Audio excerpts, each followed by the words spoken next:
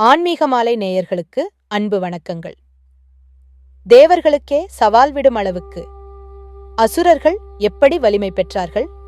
இறந்தவர்களையே மீண்டும் உயிர்ப்பிக்கும் அந்த இரகசிய மந்திரம் என்ன? அறிவிலும் தவத்திலும் நிகரற்றவராக விளங்கிய சுக்கிராச்சாரியார் ஒரு சாதாரண முனிவரின் மகனாக இருந்து எப்படி அசுரர்களின் குருவாக உயர்ந்தார்? மேலும் அவர் எப்படி வானில் பிரகாசிக்கும் சுக்கிர பகவானாக மாறினார்? எப்படி அசுர குலத்தின் இரட்சகராகவும் வானில் ஜொலிக்கும் கோளாகவும் மாறினார்? மரணத்தையே வென்ற ஒரு மகா ஞானியின் அதிசயமான வாழ்க்கை பயணம். நவக்கிரகங்களில் மிகவும் பிரகாசமானவர், செல்வத்திற்கும் சுகபோகங்களுக்கும் கலைகளுக்கும் அதிபதி. ஆனால் அதற்கும் மேலாக அசுர குலத்தையே தாங்கிப் பிடித்த ஒரு அசைக்க முடியாத குரு, நவக்கிரகங்களில் வெள்ளி என்று அழைக்கப்படும் சுக்கிர பகவான் அசுரர்களின் குருவாக கருதப்படுகிறார். தேவர்களின் குருவான பிரகஸ்பதிக்கு இணையான அறிவும் சிவபெருமானிடமே நேரடியாக வரம் பெற்ற தவ வலிமையும் கொண்டவர் அவர். இது ஒரு கதை மட்டுமல்ல, இது ஆன்மீகம், சக்தி மற்றும் பக்தியின் ஒரு வியக்கத்தக்க பயணம். வாருங்கள், அந்த பிரமிப்பூட்டும் வரலாற்றிற்குள் செல்வோம். சுக்கிராச்சாரியார் சப்தரிஷிகளில் ஒருவரான பிருகு முனிவர் மற்றும் காவ்ய மாதா ஆகியோருக்கு மகனாக பிறந்தார். இவருடைய இயற்பெயர் உசனா என்பதாகும். சிறுவயதிலேயே கல்வியில் அதீத ஆர்வம் கொண்டவர். இவர் தேவர்களின் குருவான பிரகஸ்பதியுடன் சேர்ந்து ஆங்கீரச முனிவரிடம் கல்வி பயின்றார். இருப்பினும் ஆங்கீரச முனிவர் தன் மகன் பிரகஸ்பதிக்கு அதிக முக்கியத்துவம் கொடுப்பதாக உசனா கருதினார். இதனால் மனமுடைந்த அவர் அங்கிருந்து வெளியேறி கௌதம முனிவரிடம் சீடராகச் சேர்ந்தார். அங்கு சகல சாஸ்திரங்களையும் போர்க்கலைகளையும் கற்றுத் தேர்ந்தார். தேவர்களுக்கும் அசுரர்களுக்கும் இடையே இடைவிடாத போர் நடந்து கொண்டிருந்தது. தேவர்களுக்கு பின்னால் மகாவிஷ்ணுவின் பலம் இருந்தது.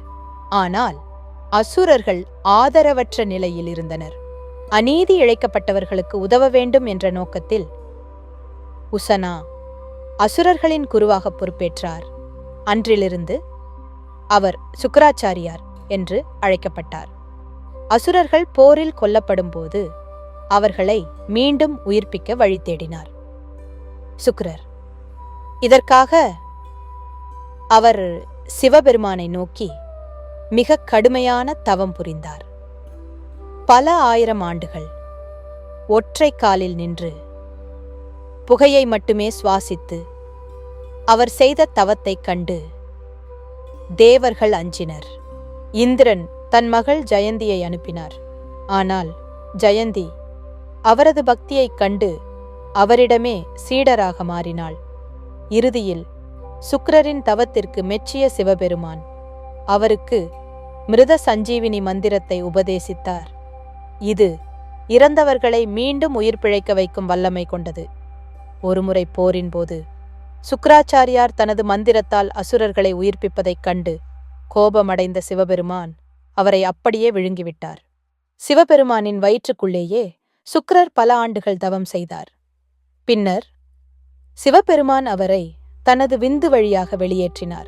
அதனால் அவருக்கு சுக்கிரன் என்ற பெயர் நிலைத்தது.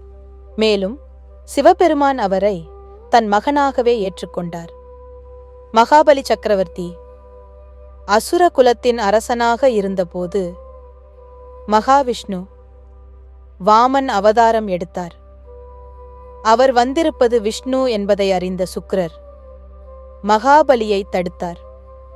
ஆனால் மகாபலி கேட்கவில்லை.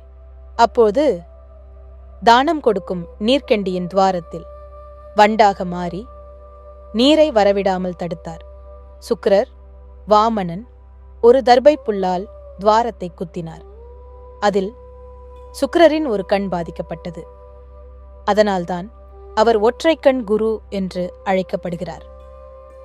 சுக்கிராச்சாரியாரின் அளப்பரிய ஞானம், ஈசனிடம் கொண்ட பக்தி மற்றும் அசுரர்களை நேர்வழியில் நடத்த அவர் மேற்கொண்ட முயற்சிகளைக் கண்டு பிரம்மா அவரை நவக்கிரகங்களில் ஒருவராக நியமித்தார்.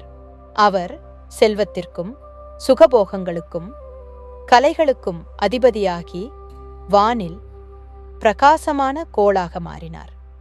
சுக்கிராச்சாரியாரின் கதை நமக்கு கற்பிப்பது என்னவென்றால், ஒரு குரு என்பவன் தன் சீடர்கள் எத்தகையவராக இருந்தாலும் அவர்களுக்கு உண்மையாக இருக்க வேண்டும் என்பதே. அசுரர்களின் குருவாக இருந்தாலும் அவர் ஒரு மகா ஞானி, ஒரு நீதிமான், இன்றும் போற்றப்படுகிறார். சுக்கிர பகவானின் அருள் இருந்தால் வாழ்வில் அனைத்து ஐஸ்வர்யங்களும் கிட்டும் என்பது ஐதீகம். இது முடிவு அல்ல, அடுத்ததாக வரப்போகிறது ஒரு சிவந்த சக்தியின் கதை. விரைவில் தொடரும். எங்களது பதிவு உங்களுக்கு பிடித்திருந்தால் மறக்காமல் லைக் மற்றும் ஷேர் செய்யுங்கள். இது போன்ற பல பயனுள்ள தகவல்களை தெரிந்து கொள்ள எங்களது சேனலை சப்ஸ்கிரைப் செய்து இணைந்திருங்கள். தங்களின் ஆதரவுக்கு மிக்க நன்றி.